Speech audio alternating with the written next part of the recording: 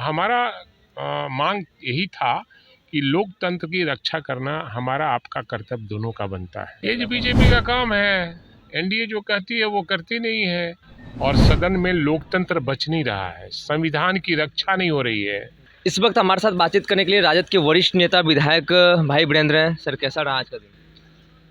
देखिए, आज लोकतंत्र को बचाने की बात हम लोगों ने किया है और सदन में लोकतंत्र बच नहीं रहा है, संविधान की रक्षा नहीं हो रही है। जो कस्टोडियन हैं सदन के और उनके सामने ही मेरे दल के लोग जो दल के नियम कानून को तोड़ रहे हैं, हम लोगों ने लिखित दिया माननीय अध्यक्ष महोदय को, अभी तक कोई कार्रवाई नहीं हुई और सत्ता पक्ष में हमारे लोग बैठे हैं। हमारा मांग यही था कि लोकतंत्र की रक्षा करना हमारा आपका कर्तव्य दोनों का बनता है, संविधान की रक्षा करना हमारा और आपका कर्तव्य बनता है। तो जहाँ जिसका अलॉटेड सीट है वहीं सदस्य बैठें, नहीं तो लोकतंत्र बचा कहाँ। विधायक जी, बीजेपी के कई नेता ये कह रहे हैं कि हम लोग साथ में चुनाव लड़ेंगे मुख्यमंत्री के, लेकिन पार्लियामेंट्री बोर्ड जो है वो तय करेगी मुख्यमंत्री। ये जो बीजेपी का काम है, एनडीए जो कहती है वो करती नहीं है और वो तय कर चुके हैं कि जिस तरह से महाराष्ट्र में खेला किए हैं उसी तरह से यहाँ भी खेला करना है। नीतीश कुमार को सचेत होना चाहिए। सचेत उनको होना चाहिए, नहीं होना चाहिए उनका काम जाने, वो जाने, हम लोग क्या करेंगे। हम लोग तो 2025 की तैयारी में लगे हुए हैं और तेजस्वी यादव को हम लोग मुख्यमंत्री और जनता बनाएगी। निशांत कुमार को आने की काफी चर्चा ये हम नहीं कर सकते, वो अपना जाने। तो इस वक्त हमारे साथ बातचीत कर रहे थे भाई वीरेंद्र, जो कि विधायक हैं राजद के और वरिष्ठ नेता हैं राजद के।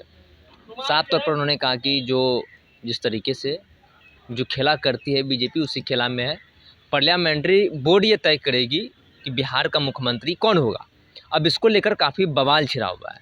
जिस तरीके से प्रेम कुमार हो चाहे भाजपा के ही कई नेता हो, उनका बयान सामने आया है कि हम लोग साथ में चुनाव लड़ेंगे, मुख्यमंत्री के ही नीतीश कुमार के ही चेहरे पे चुनाव लड़ेंगे, लेकिन अगला मुख्यमंत्री कौन होगा ये पार्लियामेंट्री बोर्ड तय करेगी। अब इसको लेकर काफ़ी राजनीति हो रही है। वहीं हमने बातचीत किया भाई वीरेंद्र, जो कि राजद के कद्दावर नेता वरिष्ठ विधायक है राजद के। उन्होंने साफ तौर पर कहा कि यही तो खेला करती है बीजेपी, महाराष्ट्र वाली खेला सब ने देखा, ठीक उसी प्रकार भाजपा जो है खेला करती है। मुख्यमंत्री नीतीश कुमार को सचेत हो जाना चाहिए। अब इसको लेकर कहीं ना कहीं ये सवाल खड़े हो रहे हैं, क्या मुख्यमंत्री नीतीश कुमार के चेहरे पर अगर चुनाव लड़ेंगे तो बिहार का अगला मुख्यमंत्री कौन होगा। कई सवाल हैं। ये नीतीश सरकार की अंतिम बजट है, ये इस कार्यकाल का 2020 से 25 जो नीतीश कुमार का जो कार्यकाल है ये अंतिम बजट है। आज से बजट सत्र शुरू हो चुका है, तकरीबन 1 महीने का ये बजट सत्र चलेगा। वहीं जिस तरीके से जो विधायक सत्ता पक्ष में बैठे हैं, विपक्ष के विधायक हैं, अब वो सत्ता पक्ष में चले गए, उसके ऊपर भी भाई वीरेंद्र ने कहा कि हम लोग चाहते हैं उसकी सदस्यता रद्द हो, हम लोग उसके ऊपर संज्ञान में लेने के लिए कह रहे हैं। लेकिन ये लोकतंत्र है, लेकिन लोकतंत्र में बात नहीं सुनी जा रही है। विपक्ष की जो है आवाज़ दबाई जा रही है।